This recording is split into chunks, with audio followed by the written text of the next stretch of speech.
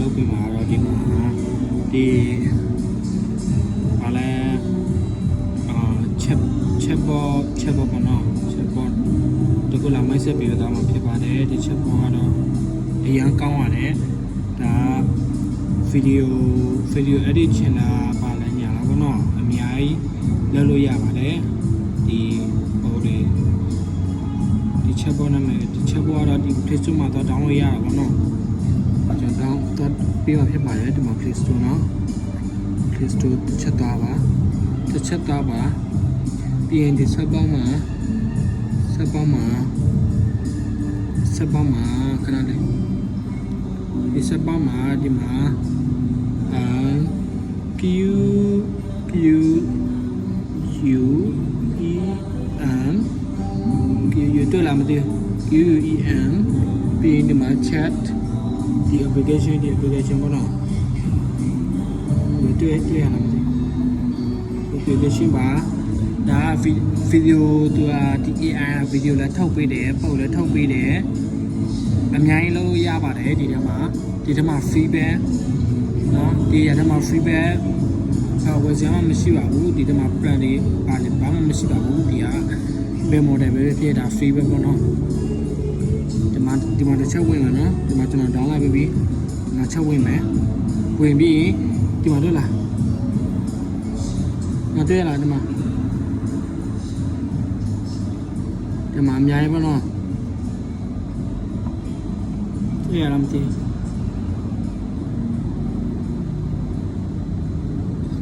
ဒီထဲမှာတော့ဒီထဲမှာပုံတွေထုတ်ပေးတယ်ပြီးရင်ပုံတွေ edit ပေးတယ်ပြီးရင်website တွေသူရေးပေးတယ်ပြီးရင်ဒီ website လုပ်ပေးတယ်ပြီးရင် video edit ပေးတယ် video ထုတ်ပေးတယ်ပြီးခီးတော့ဖို့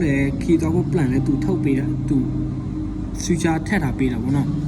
ဒီမှာအကုန်လုံးလို့ရပါတယ်ဒီ application က free ပဲဖြစ်ပါတယ်ကိုတောင်းရှင်းတယ်ဆိုရင် Play Store မှာတောင်းလို့ရပါတယ် Play Store မှာဒီသူ application နဲ့မှာပါလဲ Q U E N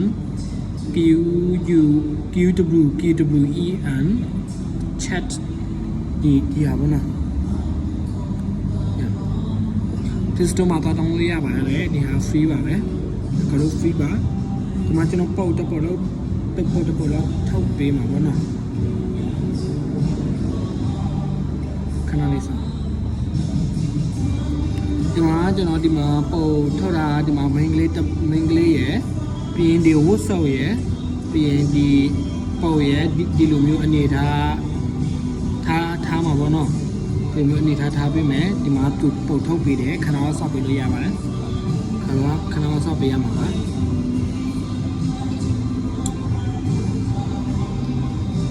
ဆောက်ပေးရမှာဖြစ်ပါတယ်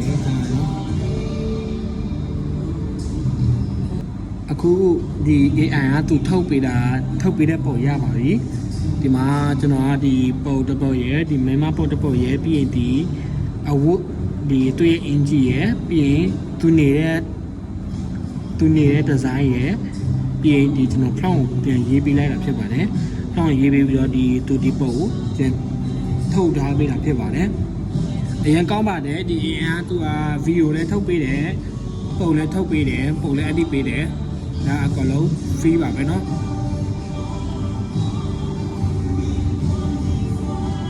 ဒီမှာเนาะဒီ AI ထုတ်တာပေးတာပြပုတ်ဖြစ်ပါတယ်အရင်ကောင်းပါတယ်ဒီလိုကိုပုတ်ရယ်ပြီးရင်ကိုပုတ်ရယ်ပြီးရင်ကိုဝှချင်တဲ့အင်ဂျီရယ်ပြီးရင်ကိုဘယ်လိုအနေထားပေါ်ရချင်လဲအဲ့ဒါသူ့ကိုတင်ပေးပြီးတော့ကိုဘယ်လိုမျိုးပုံထုတ်ချင်လဲဆိုတာ prompt ရေးပြီးတော့ပို့ပေးရမှာဖြစ်ပါတယ်အားလုံးပဲကျေးဇူးတင်ပါတယ်